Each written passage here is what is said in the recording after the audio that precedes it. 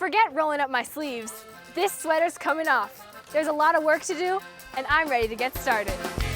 Welcome to the school farm, a place where if you want to cook, it'll be in one of these. And if you build something, it'll look like this. From making Adobe Bricks to cooking in here. This non-profit co-op run by the Ecology Center of San Francisco is serious about showing us how to live lighter on the planet. Sam Hartman and Davin Wentworth Thrashers are two of the educators here. They've got a full house. These teens are here on a field trip with Build On. Build On is an international nonprofit. We get involved with high school students and we engage them in out-of-the-classroom activities. There's definitely plenty to keep everyone busy here. Wondering what this is?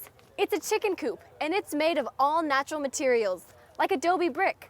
And now it's time for me to go make some. All right, the shoes are coming off.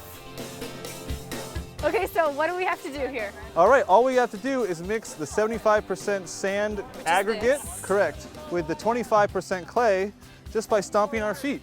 It's kind of like stomping grapes, although maybe not quite as squishy. It's pretty squishy. Squishy, and yes, a bit messy too. This is actually just like you might get at a spa, you know, get to rub some nice minerals on you. When they first stomp on it, it's so slippery, especially when they added the water. Next comes the straw, which helps bind the brick together.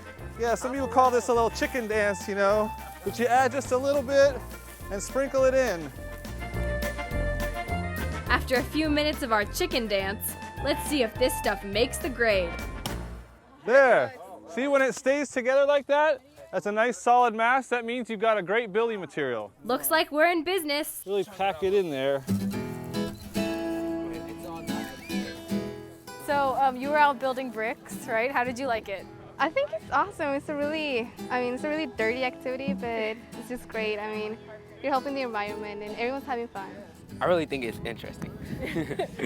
And do you want to teach other people how to do this since now you know how to do it? Yes, Yeah. it's fun. Getting students in the outdoors, building bricks, as well as building community with one another. That's our big focus. Now it's my turn. Hold the brick down, slide the Okay. foam off, and there we go. Whoa.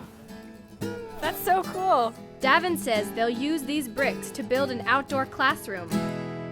Now that our work is done, it's time for some food. They've got pizza cooking in the cob oven, and check out the solar ovens. Using reflectors, they capture the sun's infrared rays to create heat. So the basic idea is it's capturing that solar infrared heat energy and trapping it under the glass, kind of like the greenhouse effect. But this is a good greenhouse effect.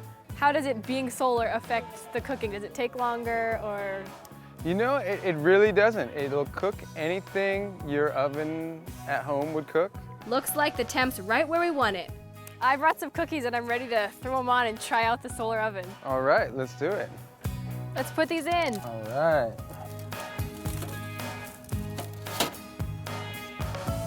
Now we just have to wait. Why is it important to use a solar oven and not a regular oven that's in your house?